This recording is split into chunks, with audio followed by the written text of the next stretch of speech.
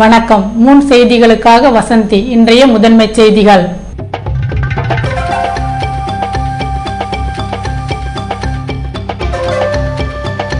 பெண் குழந்தை பிறப்பு விகிதம் குறைந்து வருகிறது. கருவிலேயே சிசுவை கண்டறிந்து கொள்வதை தடுக்க போலீசுக்கு சீனியர் எஸ்பி சந்திரன் அறிவுரை.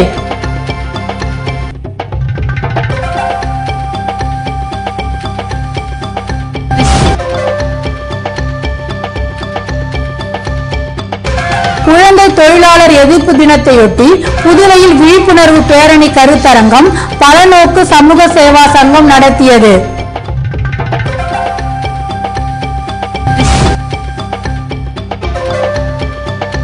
ஏஜேகே கோப்பைக்கான கால்பந்து போட்டிகள் மாநிலம் முழுவதிலிருந்து பங்கேற்ற அணியினரின் அபார ஆட்டத்தால் பார்வையாளர்கள் உற்சாகம். இனி விரிவான செய்திகள்.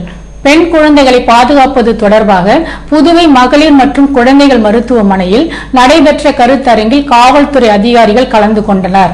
புதுவை எல்லைப்பிள்ளை சாவடியில் அமைந்துள்ள ராஜீவ்காந்தி மகளிர் மற்றும் குழந்தைகள் மருத்துவமனையில் பெண் குழந்தைகளை பாதுகாப்பது தொடர்பான கருத்தரங்கு சனிக்கிழமை நடைபெற்றது.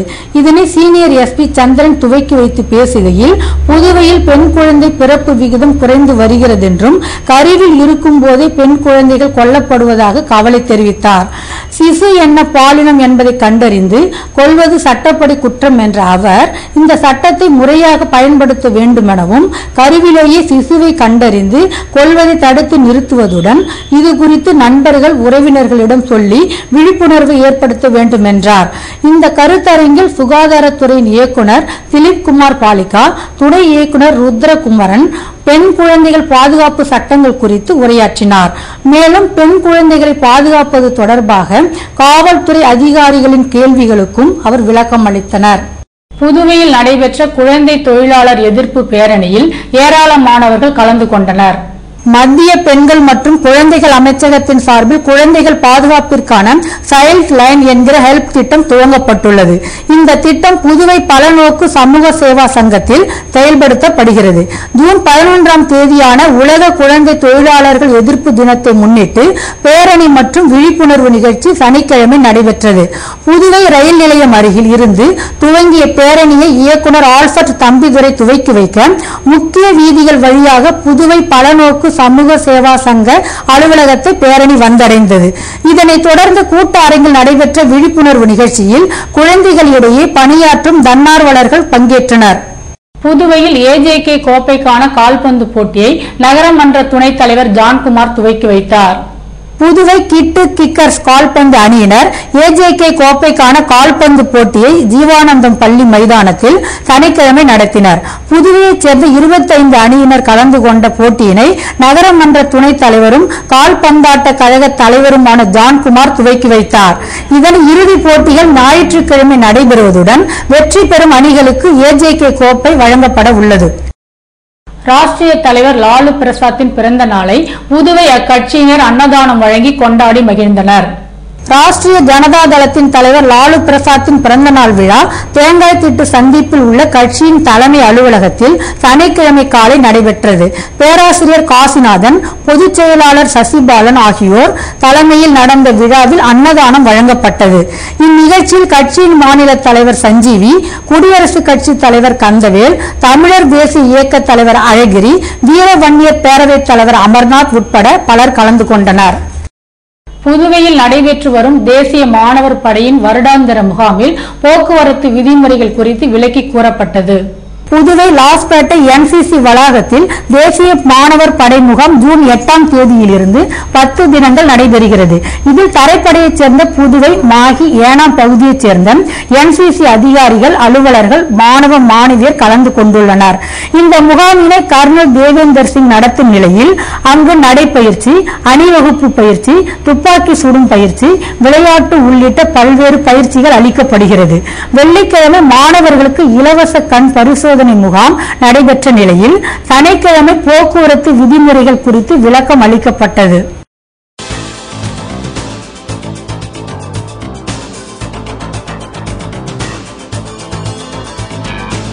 உருளையன்பேட்டை தொகுதியில் குப்பைகளை அகற்ற நடவடிக்கை எடுக்க கவுன்சிலர்கள் மனு. புதுவை நகரமன்ற ஆணையர் அழகிரி உறுதி.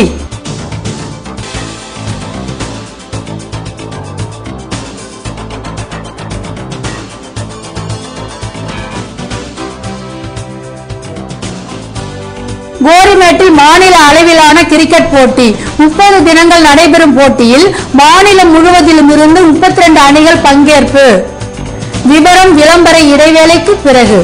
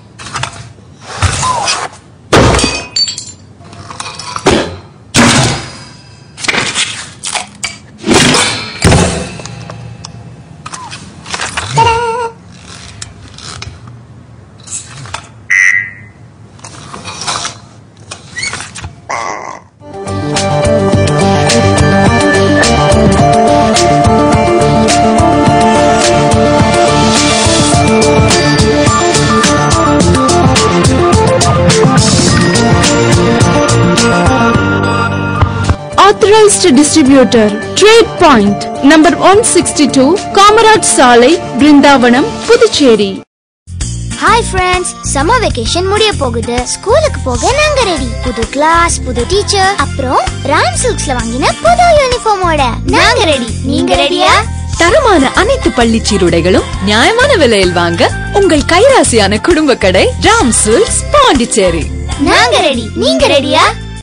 ஹாய் ஃப்ரெண்ட்ஸ், சம்மர் வெக்கேஷன் முடிய போகுது. ஸ்கூலுக்கு போக நாங்க ரெடி. புது கிளாஸ், புது டீச்சர், அப்புறம் ராம் சில்க்ஸ்ல வாங்கின புது யூனிஃபார்மோட நாங்க ரெடி. நீங்க ரெடியா? தரமான அனைத்து பள்ளி சீருடைகளும் நியாயமான விலையில் வாங்க உங்கள் கைராசியான குடும்ப கடை ராம் சில்க்ஸ் பாண்டிச்சேரி. நாங்க ரெடி. நீங்க ரெடியா? புதுவை தங்க மாளிகை, புதுவை தங்க மாளிகை, கண்கள் தேடுமே உள்ளம் நாடுமே எத்தனை அற்புத ரகங்கள், கலையின் காவியம் அழகின் ஓவியம் நகைகளின் ஆலயம் தரத்தின் தாயகம் புதுவை தங்க மாளிகை. எல்லாவித பொன் ஆபரணங்களுக்கும் தரத்தின் தாயகம் புதுவை தங்க மாளிகை. புதுவை புதுவை தங்க மாளிகை, புதுவை தங்க மாளிகை, கண்கள் தேடுமே உள்ளம் நாடுமே எத்தனை அற்புத ரகங்கள், கலையின் காவியம் அழகின் ஓவியம் நகைகளின் ஆலயம் தரத்தின் தாயகம் புதுவை தங்க மாளிகை. எல்லாவித பொன் ஆபரணங்களுக்கும் தரத்தின் தாயகம் புதுவை தங்க மாளிகை. புதுவை தங்க மாளிகை. VIP Superlight Flex with Flexicotec, the new revolution in the luggage industry. Flexicotec makes Superlight Flex lightweight yet unbreakable. International Testing House SGS has certified it to be made of non-break material. Superlight Flex through our very own unbreakable tests.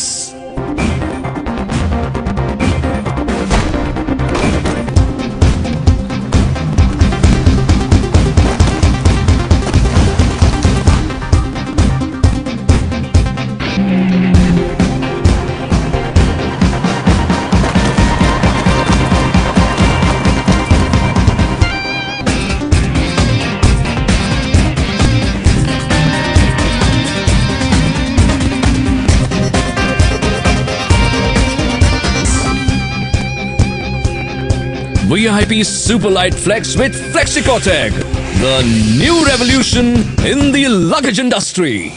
VIP exclusive showroom 145 Mission Street. Phone 222921.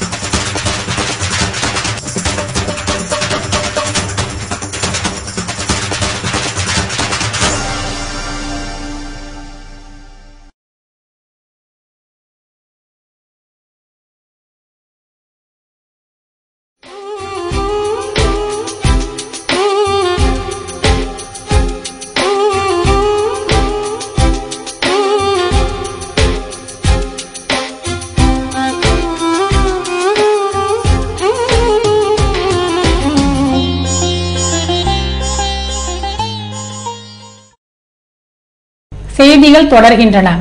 புதுவையில் நடைபெற்று வரும் மாநில அளவிலான சதுரங்க போட்டியில் பல்வேறு பள்ளிகளைச் சேர்ந்த மாணவ மாணவிகள் பங்கேற்று தங்கள் திறமைகளை வெளிப்படுத்தி வருகின்றனர்.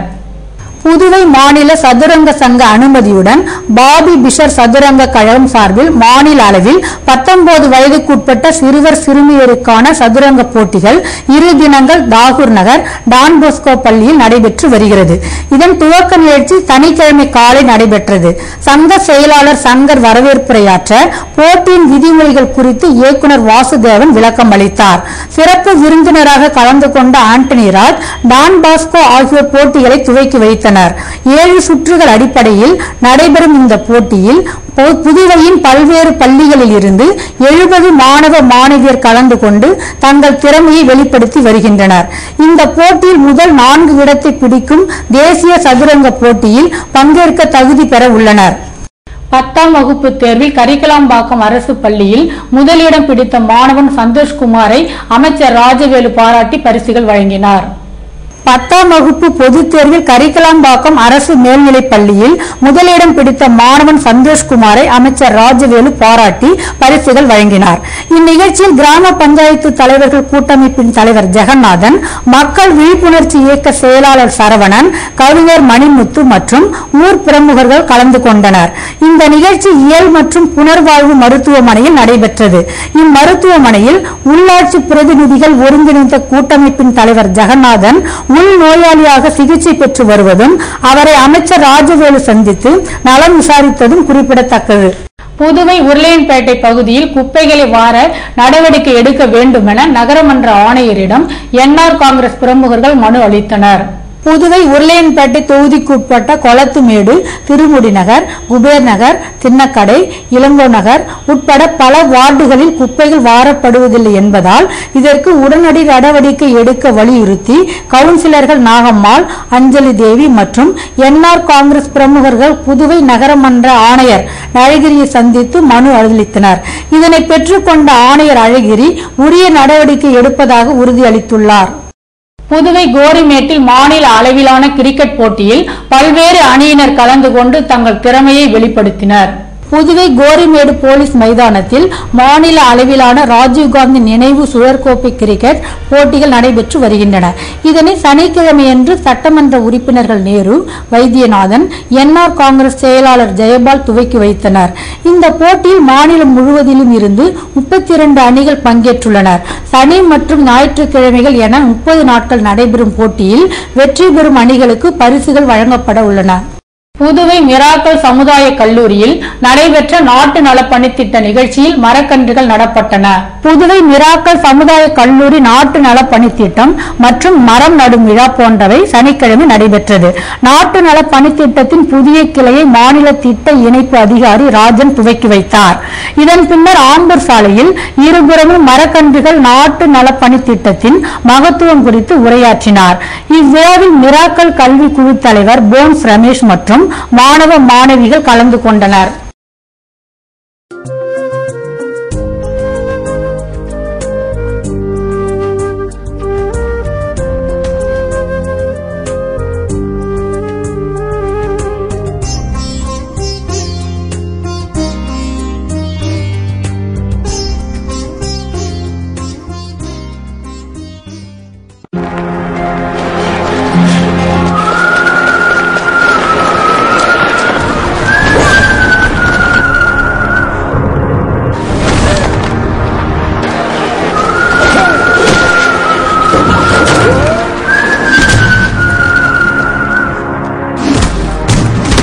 Technology can hold you back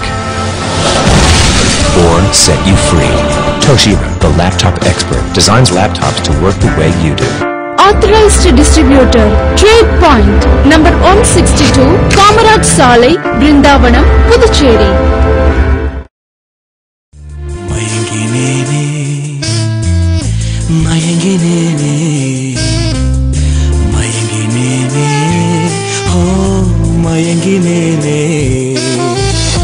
அழகான தங்கம் இதுவென்று, அதற்கான தருணம் இதுவென்று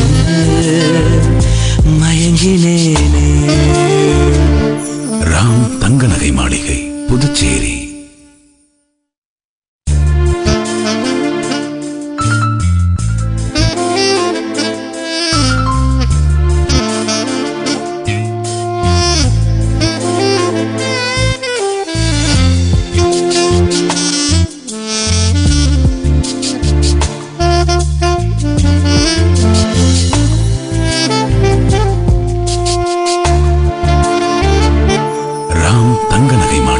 புதுச்சேரி.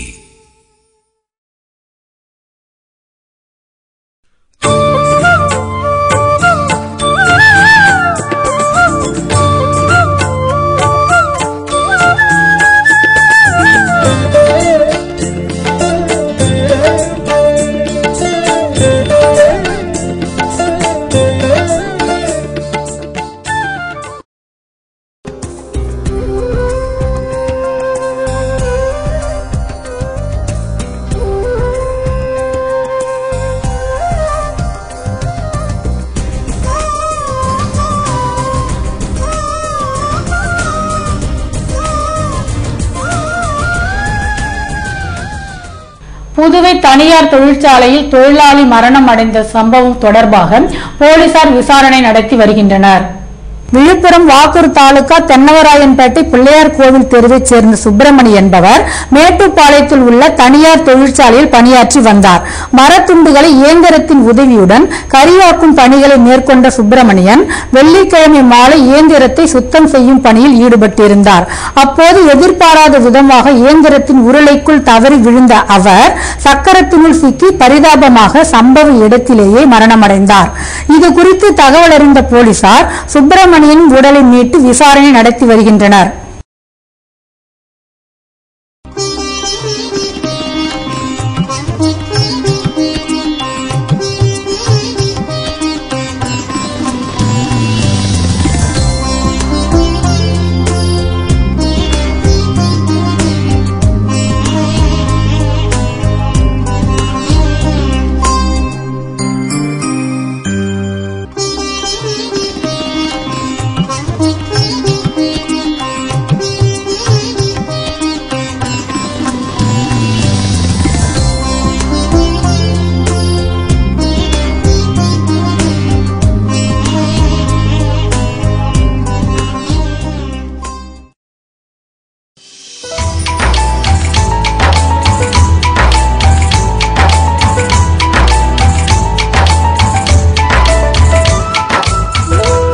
புதுவையில் இன்றைய வெப்பநிலை அதிகபட்சமாக 98 டிகிரி ஃபாரன்ஹீட்டாக பதிவானது.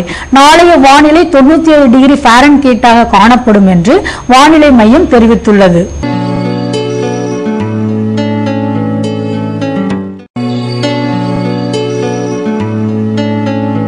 புதுவை கடற்கரையில் இருந்து சுமார் 50 கிலோமீட்டர் தூரம் வரை இன்று 5 அடியாக காணப்பட்ட கடல் அலை உயரம் நாளையும் 5 அடியாகவே காணப்படும் என்றும் தென்மேற்கு திசையில் இருந்து 22 கிலோமீட்டர் வேகத்திற்கு காற்று வீசும் என்றும் சென்னை வானிலை மையம் தெரிவித்துள்ளது.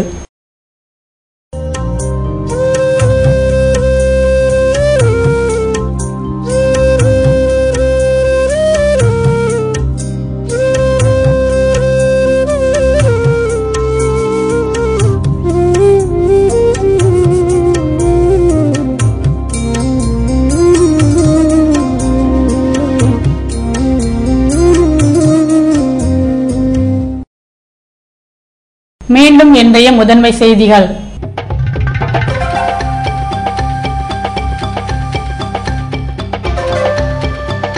பெண் குழந்தை பிறப்பு விகிதம் குறைந்து வருகிறது. கருவிலேயே சிசுவை கண்டறிந்து கொள்வதை தடுக்க போலீசுக்கு சீனியர் எஸ்பி சந்திரன் அறிவுரை.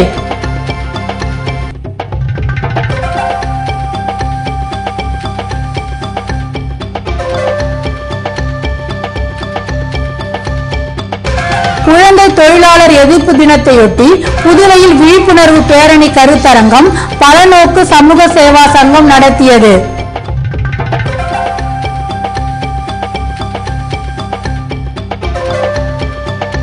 ஏஜேகே கோப்பைக்கான கால்பந்து போட்டிகள் மாநிலம் முழுவதிலும் இருந்து பங்கேற்ற அணியினரின் அபார ஆட்டத்தால் பார்வையாளர்கள் உற்சாகம். இத்துடன் செய்திகள் நிறைவடைகின்றன. வணக்கம்.